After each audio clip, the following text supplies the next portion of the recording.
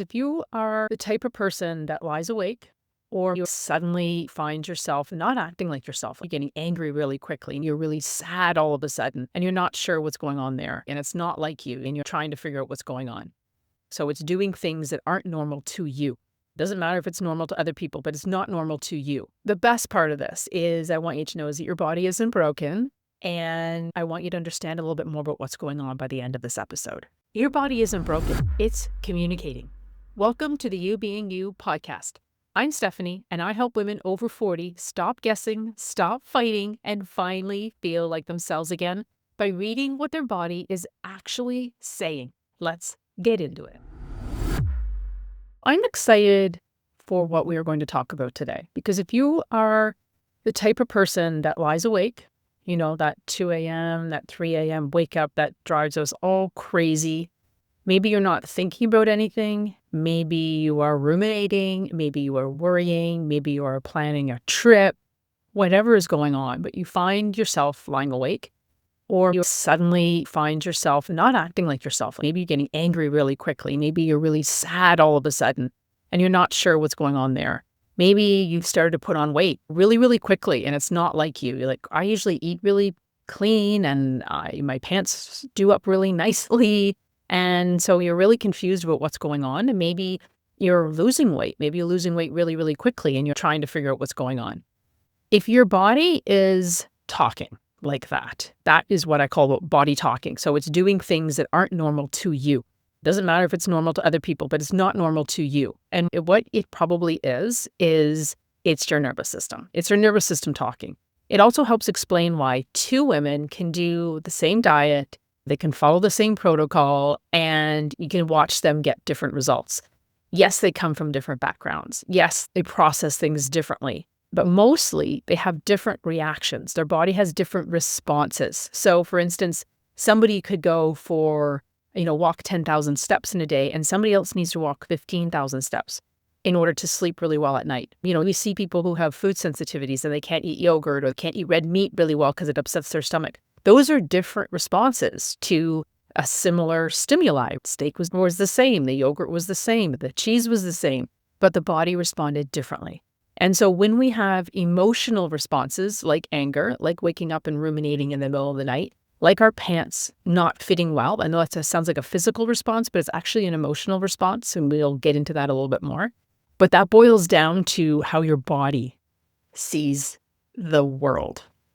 Okay, so your nervous system is how your body sees the world, and it's controlled by your nervous system. Your nervous system actually controls how your body sees the world, and it helps explain, like I said, all these little nuances and differences in how women can do one thing and actually see it show up differently.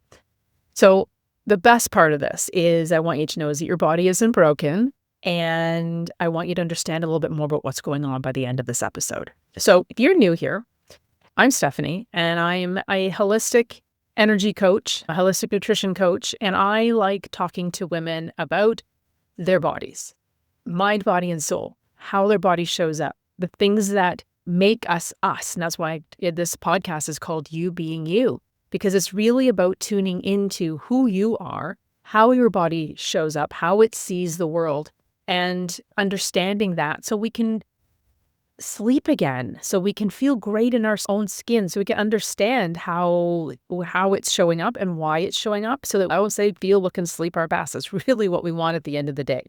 So many of us are new to this whole concept of the nervous system. We're new to understanding how our nervous system is showing up. It means anybody who's had an anxiety attack or a panic attack or worried about something understands it's my nervous system. That's when it's all feeling jittery and scattered. And heck, research into women's bodies didn't start until 1990. So it's no wonder that we're coming up and realizing new things about our bodies. So don't feel like you're behind. Don't feel like you've missed the boat and, oh my gosh, how come I didn't know this earlier? This is new science. This is new information that's been coming out within the last 10 years about the nervous system. And as I said, research on women's bodies and how women respond to food, to stimulus, to exercise, to stress, all of that was not done on the female body until 1990. So there's a reason why we feel like we're a little bit behind. And it is a beautiful thing that we are here today being able to tap into how our bodies are showing up. So things have been changing fast, right? We used to look at cardio in the 1980s about, no pain, no gain. It was all low fat at first. We were like, absolutely no fats in the food. And they were like, oh my gosh, fats feed the brain. So we need to have fats in our diet. Then it was like lots of cardio. We need to do lots and lots and lots of cardio and sweat. And then we realized that actually was pushing our bodies a little bit too much. And then there was a rebound effect once you stopped doing too much cardio. We didn't realize how important strength training was, particularly for women, and how strength training feeds the brain, how it feeds the microbiome, how it adds more muscle to our frame so that we're going to have fewer breaks as we age in life. And now we're in a low carb age where everybody is like talking no carbs and lots of meat and lots of paleo. And it just is interesting how we are constantly ebbing and flowing and figuring things out. So with that in mind, I want to introduce the nervous system to you because this is a newer piece in the world of health when we think about women over 40. And it's why women think that their body is broken, honestly. And it is because your body is sending you stress signals. And we don't see that usually as stress signals. But if you're somebody who has a really busy day or you've had a busy weekend and Monday morning, oh my gosh, how many Monday mornings have you felt like you're like dragging your body out of bed? You need extra coffee. You need just a little bit more time. Your patience wick is a little short on those days. And it's because we've been putting all this energy out without putting energy back into our bodies. And so those kinds of stresses, even if it's a fun stress of being with a whole bunch of people, I just finished 2 weeks of beautiful, beautiful time with my family, but it was stressful and it was stressful on my body and it filled my heart. I am like so full and bursting with having this beautiful party for my parents who turned 90 years old. People flew from Texas and drove from New Brunswick, and nephews drove in, 8 hours across Ontario to come to this party to honor my parents. We had neighborhood friends of theirs arrive, and we had this great big huge backyard, beautiful celebration.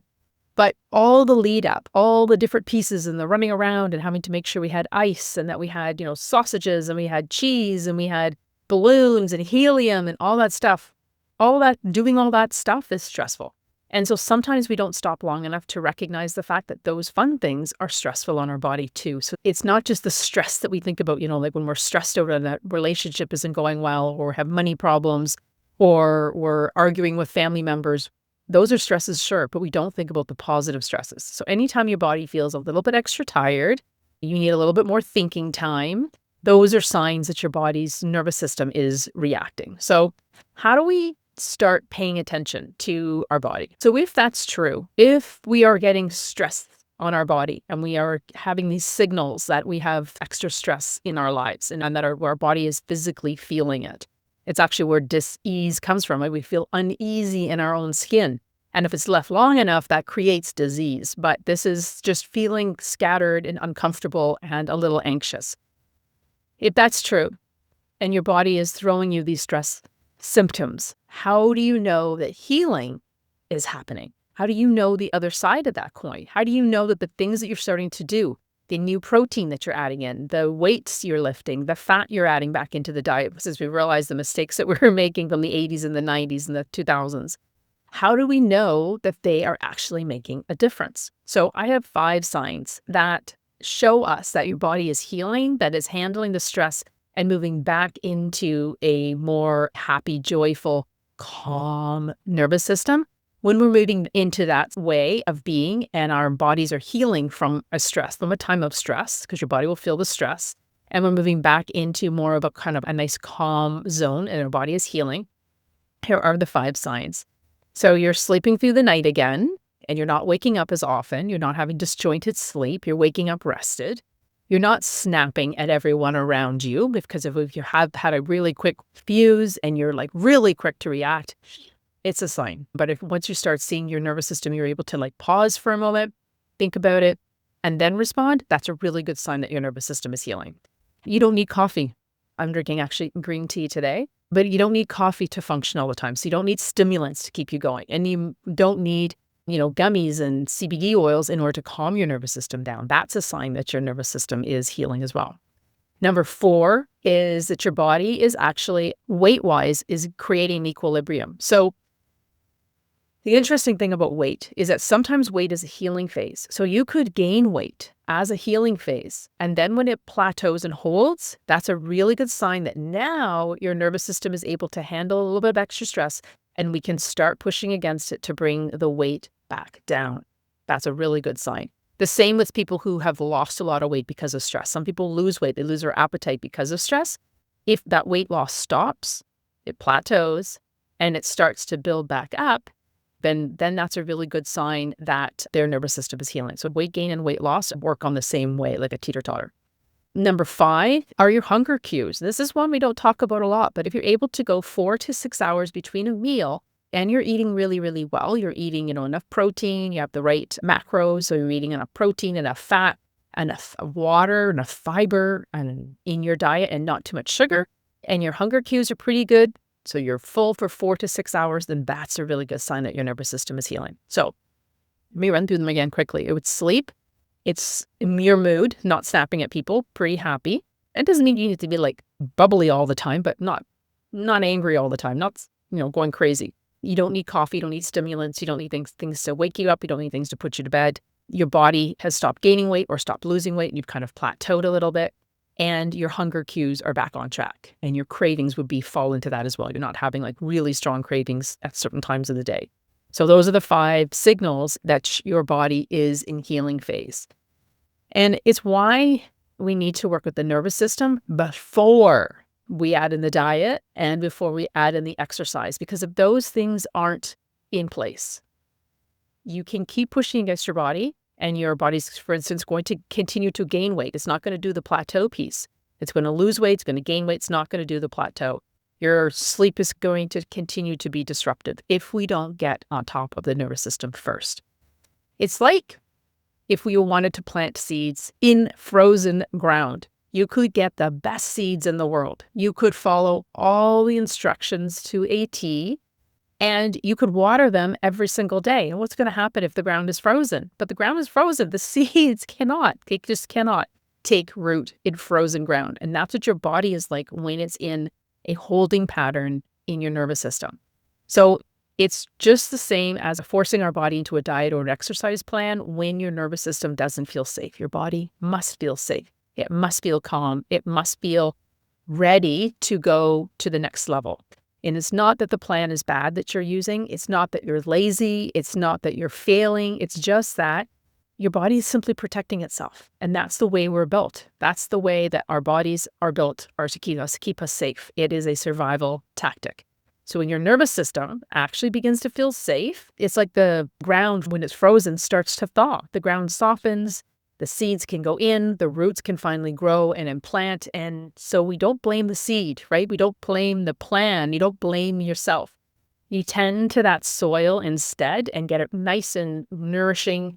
And black soil is the best, right? Well, we need to have the same thing in our body. Our body needs to be deeply nourished. It needs to be relaxed. It needs to be able to surrender for sleep.